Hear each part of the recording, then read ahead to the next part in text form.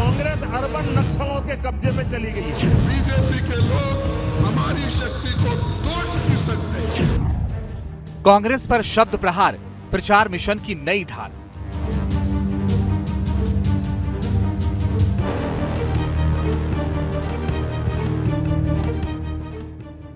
बढ़ते चुनावी चरण के साथ आरोप प्रत्यारोपों की हलचल ज्यादा बढ़ गई है।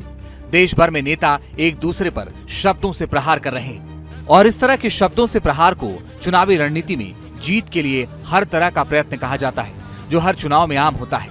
लेकिन न तो इस बार चुनाव आम है और न ही विरोधियों के घेराव के लिए इस्तेमाल किए जा रहे शब्द आम है।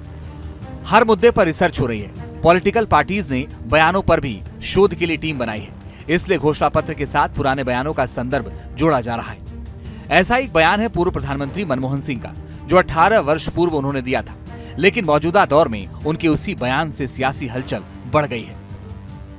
दरअसल देश में बड़ी चुनावी सरगर्मी ने प्रचार अभियान में बेइंतहा तेजी लाई है, जिसमें एक तरफ एनडीए और बीजेपी प्रधानमंत्री मोदी के भरोसे है, तो वहीं दूसरी तरफ इंडी गठबंधन के अलग अलग दल कहीं सामूहिक तो कहीं व्यक्तिगत स्तर पर काम कर रहे हैं। इसलिए जिस राज्य में जिसका दबदबा ज्यादा है, प्रधानमंत्री नरेंद्र मोदी उस राज्य में उस पार्टी को टारगेट पर लेते हैं। इसलिए जब रविवार को पीएम मोदी राजस्थान में चुनाव प्रचार करने पहुंचे, तो उन्होंने न सिर्फ कांग्रेस को घेरा, बल्कि पूरे देश में कांग्रेस के घेराव का ट्रेंड सेट कर दिया। ये ट्रेंड है कांग्रेस का समाज को बांटने वाला नजरिया, जिसमें मोदी ने पूर्व पीएम मनमोहन सिंह के बयान का इस्तेमाल किया। ये कांग्रेस का मैनिफेस्टो कह रहा है कि वो माताओं बहनों का सोने का हिसाब करेंगे, उसकी जड़ती करेंगे, जानकारी लेंगे और फिर उस संपत्ति को बांट देंगे और उनको बांटेंगे जिनको मनमोहन सिंह जी की सरकार ने कहा था कि संपत्ति पर पहला अधिकार मुसलमानों का है। पूर्व प्रधानमंत्री मनमोहन सिंह के जिस बयान का पीएम मोदी जिक्र कर रहे हैं, वो 2006 का है और पीएम मोदी का दावा है कि मनमोहन सिंह ने देश संपत्ति पर पहला हक मुसलमानों का बताया था और इसी बयान से पीएम मोदी ने इस चुनाव में कांग्रेस के खिलाफ एकदम नया माहौल बना दिया है। दरअसल मनमोहन सिंह का यह बयान 9 दिसंबर 2006 का होने का दावा है। तब वो 11वीं पंचवर्षीय योजना और विकास पर चर्चा के लिए राष्ट्रीय विकास परिषद की 92वीं बैठक को संबोधित कर रहे थे। दावा है कि इसी दौरान उन्होंने पिछड़े और अल्पसंख्यक वर्ग के विकास में समान हिस्सेदारी की बात कही थी। तो क्या पीएम मोदी मनमोहन सिंह के जिस बयान को आधार बनाकर चुनावी मैदान में कांग्रेस का घेराव कर रहे हैं, वो तुष्टीकरण से प्रेरित है या इस बयान को समझने में कोई गलती हुई थी?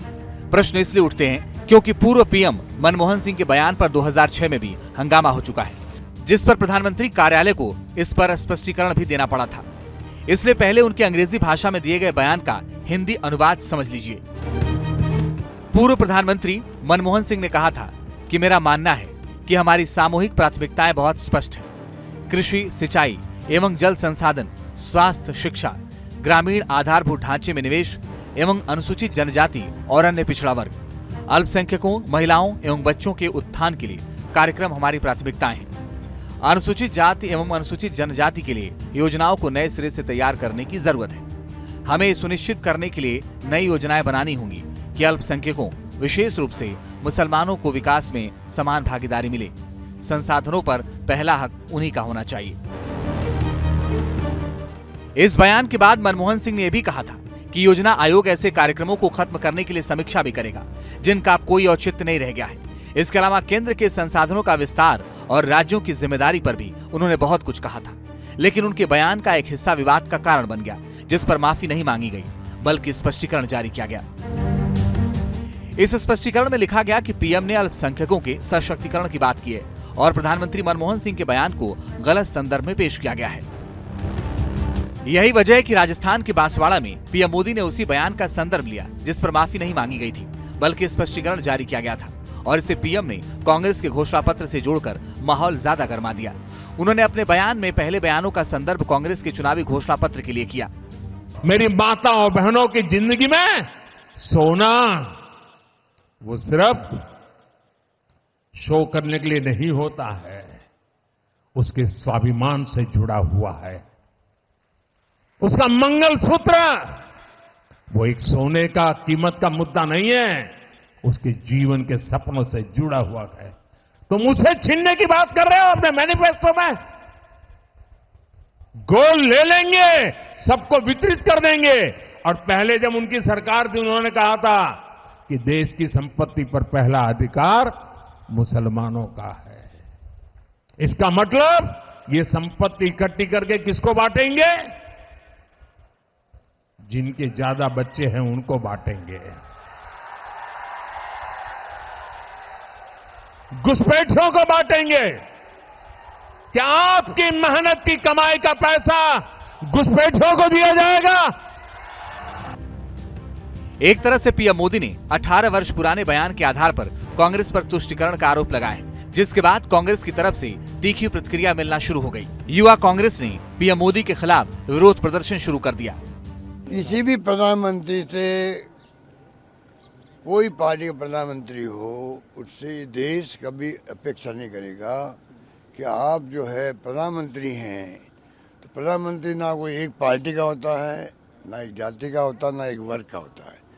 प्रधानमंत्री देश का होता है, और जब देश का प्रधानमंत्री होता है तो बातें भी उनको उस लेवल की करनी चाहिए, मेरा मानना ये है।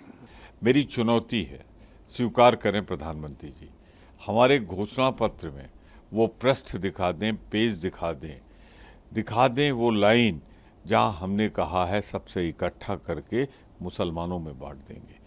पर दिक्कत ये है कि प्रधानमंत्री जी के लिए हिंदू मुसलमान ऑक्सीजन है। पहले राउंड में बुरी तरह पिटने के बाद, बहुत पीछे रहने के बाद प्रधानमंत्री की बौखलाहट सामने आ रही है। यानी 18 वर्ष पुराने बयान पर सियासी पारा दोनों तरफ से हाई हो गया है। कांग्रेस बचाव की मुद्रा में भी आक्रामक महसूस होने लगी, जिसकी एक वजह है कांग्रेस के घोषणा पत्र पर उठाए गए प्रश्न, जिसमें संपत्ति का सर्वे कराने और उस पर नियंत्रण का आरोप लगाया गया है।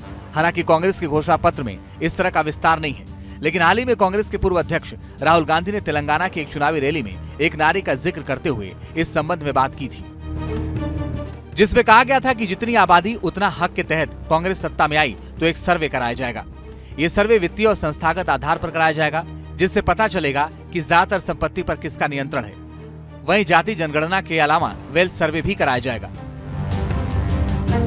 यानी कांग्रेस ने अपने घोषणा पत्र में आर्थिक असमानता के मुद्दे को उठाने की कोशिश की, इसलिए मोदी ने इसे चुनावी मुद्दा बना लिया और कांग्रेस ने आक्रामक अंदाज में स्पष्टीकरण देते हुए कहा कि घोषणा पत्र में किसी से भी कुछ लेकर बांटने की बात नहीं कही गई है। मंगलसूत्र कोविड के दौरान छिने थे, माफी मांगी प्रधानमंत्री ने देश की बहुओं से, बेटियों से, बहनों से। ये जिस तरह की भाषा का इस्तेमाल कर रहे हैं, ये भाषा गैर संवैधानिक है। हमारा मैनिफेस्टो पढ़ा नहीं, हमारे मैनिफेस्टो में कहीं हिंदू मुस्लिम का जिक्र हो तो या तो हम राजनीति छोड़ देंगे, और अगर जिक्र नहीं हो तो ये राजनीति छोड़ दें। चुनौती है। हालांकि ये चुनावी राजनीति है जिसमें रणनीति अहम होती है, और इस तरह की रणनीति से बीजेपी को माइलेज मिल सकता है। लेकिन कांग्रेस ने इसी मुद्दे पर बीजेपी के खिलाफ मोर्चा खोल दिया है। प्रदर्शन का दौर शुरू हो गया है, लेकिन ये चुनावी काल है। इस तरह के प्रदर्शन से बीजेपी के मिशन पर फर्क पड़ेगा या नहीं, इसका जवाब जनता ईवीएम के जरिए देगी।